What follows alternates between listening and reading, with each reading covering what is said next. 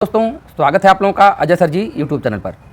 दोस्तों कुछ मित्रों के द्वारा यह पूछा जा रहा है कि सर जी मेरा एकेडमिक गुणांक बहुत ही कम है, तो क्या मुझे प्राइमरी शिक्षक भर्ती की तैयारी करनी चाहिए कि नहीं। तो यदि आपका एकेडमिक गुणांक कम है तो आपके लिए क्या उचित निर्णय रहेगा, आज के वीडियो में मैं बताने जा रहा हूँ। दोस्तों जैसा कि आप लोगों को पता है कि अभी तक जो शिक्षक भर्ती हो रही है, अब पिछली भर्ती जो हुई है उसमें एकेडमिक गुणांक के साथ साथ सुपर टेट की मेरिट के आधार पर सिलेक्शन होता है।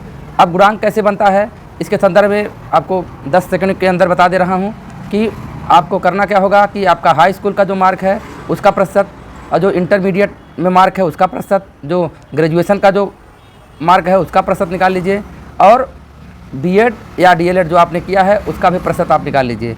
चारों प्रतिशत को जोड़ने के बाद आपको 10 से भाग दे देनी होगी, तो आपका एकेडमिक गुणांक निकल करके आ जाएगा।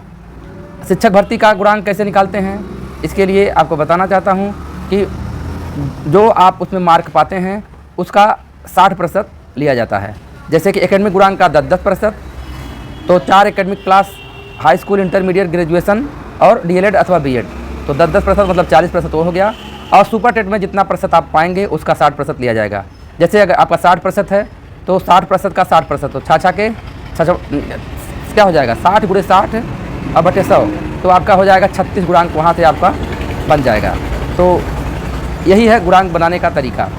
अब आपको बताना चाहता हूँ कि अब आज का गुणांक कम है तो आपको क्या करना होगा। यहाँ आपको एक चीज़ ध्यान देने वाली बात है कि अगर आप कह रहे हैं कि आपका एकेडमिक गुणांक कम है तो आपने किसी से तुलना किया होगा जिसके गुणांक को आप अधिक मान रहे हैं, और आपका गुणांक कम है, तो आपके सामने अब एक ही रास्ता है कि सुपर टेट में आपका प्रदर्शन उनसे अच्छा हो। सुपर टेट में यदि आप उनसे अच्छा मार्क पाते हैं तो आप उनसे उनके इक्विवेलेंट या उनसे अधिक भी हो सकते हैं। कैसे, आपको कुछ लिखने पढ़ने की ज़रूरत नहीं, सीधे सीधे अभी आपको आइडिया बता देता हूं, आप समझ जाएंगे। कहीं से कोई पेपर कापी से हल करने की ज़रूरत नहीं है, सीधे सीधे आप जान लीजिए।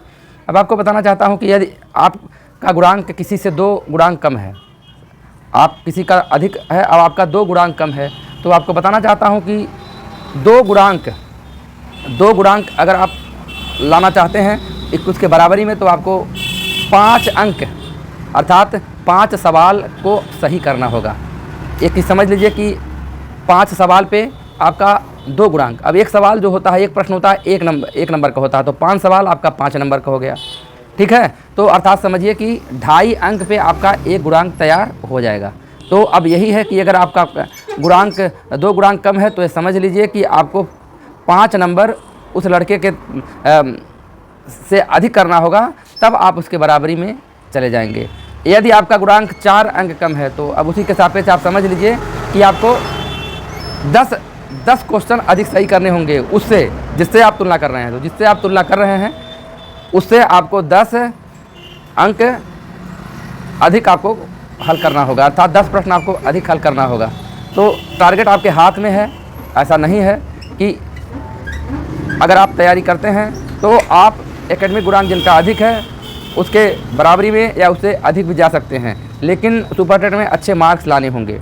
अब आपको बताना चाहता हूं, अगर आपके 100 नंबर अगर आता है तो आपका 40 सुपर टेट में 100 नंबर 40 गुणांक आपका बना, 105 हुआ। अब सीधे दो बढ़ाते चले जाइए, 105 नंबर 42 गुणांक, 110 नंबर 44 गुणांक, 115 नंबर 46 गुणांक, 120 नंबर 48 गुणांक।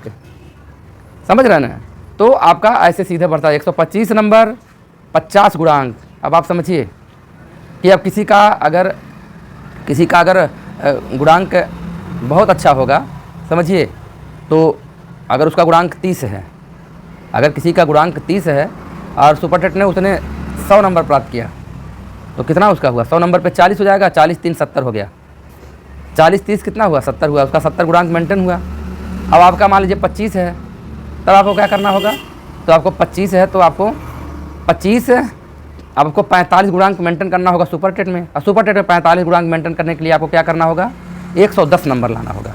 अगर आप 110 नंबर लाते हैं तो आपका गुणांक क्या हो जाएगा, 110 अगर लाएंगे तो 44 बनेगा, यानी 112 13 क्वेश्चन आपको सही करना होगा। तो आशा करता हूँ कि आपके समझ में आ गया होगा। अब आपके ऊपर है कि आपके अंदर उतना जज्बा, उतनी क्षमता है कि नहीं कि आप उस गैप को, क्योंकि आपका एकेडमिक गुणांक कम है, और किसी का अधिक है, तो आपके में और उनमें एक गैप हो गया है। अब आपकी मेहनत उस गैप को पाट पाएगी या एक ब्रिज का कोर्स करेगी। अगर आप चाहते हैं कि आप उसके साथ उसके बराबरी में आ जाएं, उसके साथ नौकरी पाएँ, तो अब आपके सामने यही एक रास्ता है कि आपको उससे बेहतर प्रदर्शन करना होगा। बेहतर प्रदर्शन करने के लिए आपको अच्छी तैयारी करने की आवश्यकता होगी। तो आशा करता हूँ कि ये वीडियो आपको हेल्प प्रदान किया होगा। बाकी आप इसी समय मुझे लग रहा है कि एक क्वेश्चन आप और करेंगे कि सर शिक्षक भर्ती के लिए कितना मेरिट होना चाहिए, अर्थात तो यह शिक्षक भर्ती पर डिपेंड करेगा। आपको बताना चाहता हूँ शिक्षक भर्ती कितने पदों पे आ रही है, उसके सापेक्ष ही आपको टारगेट दिया जा सकता है। बाकी अभी जब कुछ पता नहीं है तो उसके संदर्भ में कुछ कहना उचित नहीं है। बाकी आप लोग अच्छी तैयारी कीजिए और अच्छा से अच्छा मार्क लाने का प्रयास कीजिए।